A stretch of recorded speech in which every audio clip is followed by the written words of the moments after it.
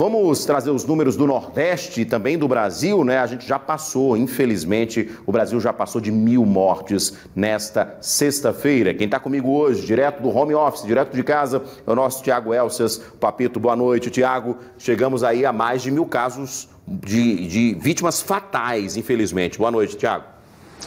Boa noite, Edson Moura. Boa noite a todo mundo que está nos acompanhando nesse momento no Cidade Alerta Alagoas. Na verdade, Edson, o número de mortes no Brasil chegou a quase 2.000. Essa que é a grande verdade. Especificamente, 1.781 casos já com casos registrados com mortes. Isso em todo o país.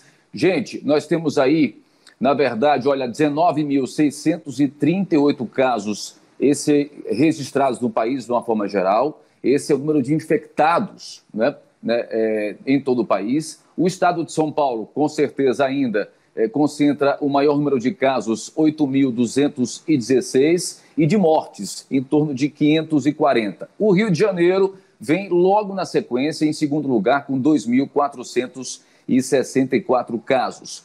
Além disso, a gente tem aí no Rio de Janeiro cerca de 147 mortes já confirmadas. No norte, o Amazonas concentra o maior número de casos, com 981, sendo que desses casos, 50 mortes já registrados. No sul, Santa Catarina é o estado da região com mais casos, apontados aí pelo próprio Ministério da Saúde, com 693 casos até o momento, e o Rio Grande do Sul com menos casos, 636. No Nordeste, é importante a gente frisar nesse momento, ressaltar nesse momento, o Ceará se destaca, continua se destacando com 1.478 casos confirmados, desses casos, 58 com mortes. Eu vou repetir, o Ceará aqui no Nordeste continua de fato liderando, lamentavelmente, os números da Covid-19. Vou repetir, 1.478 casos com 58 mortes. É importante a gente destacar, meu querido Edson Moura, que a curva de contaminação no país ela continua crescendo. Por isso, a necessidade, mais uma vez, de a gente ressaltar a importância das pessoas fazerem a manutenção, né, da quarentena. Eu vou trazer agora os dados, estado por estado aqui no Nordeste, para que a gente possa fazer um comparativo aqui com o estado de Alagoas. Vamos lá, vamos começar por ordem alfabética, como sempre, Alagoas aparece aí com 45 casos até então, isso dados do Ministério da Saúde, e 3 óbitos. A Bahia vem com 604 casos nesse momento, com 19 óbitos. O Ceará, 1.478, com 58 óbitos nesse momento. O Maranhão aponta, nesse momento, com 293 casos e 16 óbitos. A Paraíba, 79 casos, com 11 óbitos. Pernambuco, 684 casos, com 65 óbitos. Percebe o seguinte, olha, Pernambuco está com 684 e com 65 óbitos. E o Ceará, que lidera, está com 1.478 casos, com 58 mortes. Ou seja, fazendo aí um paralelo entre os dois, Pernambuco, teoricamente, tem um quadro aí um pouco pior, fazendo essa análise matemática.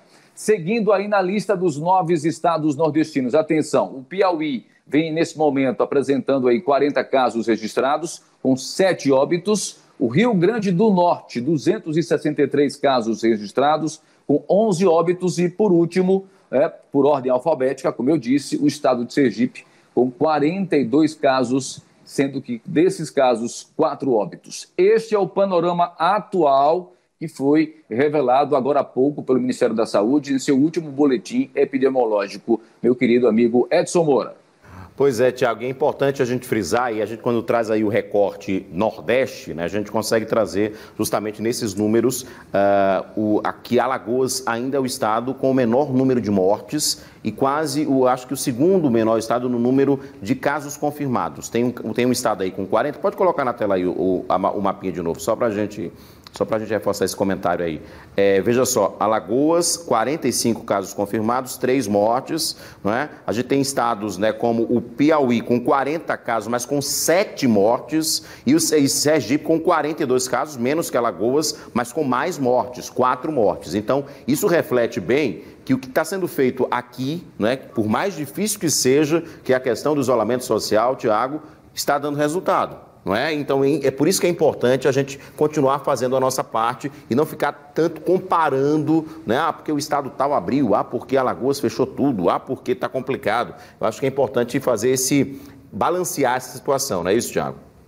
Não é o momento, né, Edson, de polemizar e entrar nessa seara política, né? Acho que não se trata disso. O momento, de fato, é de muita cautela. Está aí os outros países que nos servem de referência. Está aí a própria Organização Mundial da Saúde, que também nos serve de referência. Os Estados Unidos, agora, que é considerado o epicentro de tudo isso, estão aí realmente sofrendo por conta dessa situação. Vale lembrar que tanto a Itália, assim como também os Estados Unidos, inicialmente eles não acreditaram na violência da própria doença, inclusive estimulando as pessoas a permanecerem nas ruas, como se nada tivesse acontecendo, e aí depois tiveram que correr atrás do prejuízo e fazendo um meia-culpa. Foi o que fez o prefeito, o Giuseppe de Milão, lá na Itália, e o próprio Donald Trump nos Estados Unidos. Essa semana, precisei ir ao supermercado, meu querido amigo Edson Moura, e presenciei, assim, passando na frente das instituições bancárias, dos bancos,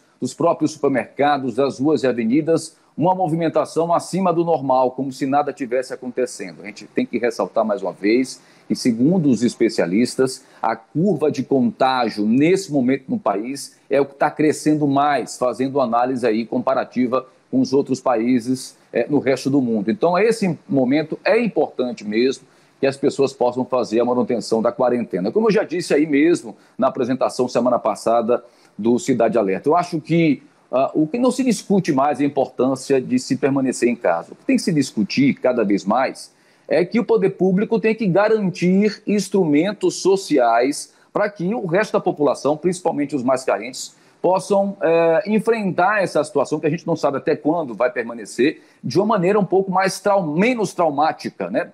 De uma maneira que todos possam sobreviver contabilizando menos prejuízos, se é que isso é possível, porque o prejuízo ele é incalculável, seja para o pequeno, seja para o grande, seja para o rico ou seja para o pobre. Não dá para a gente contabilizar nesse momento, porque a gente não sabe ainda com quem está lidando, né, meu querido Edson Moura?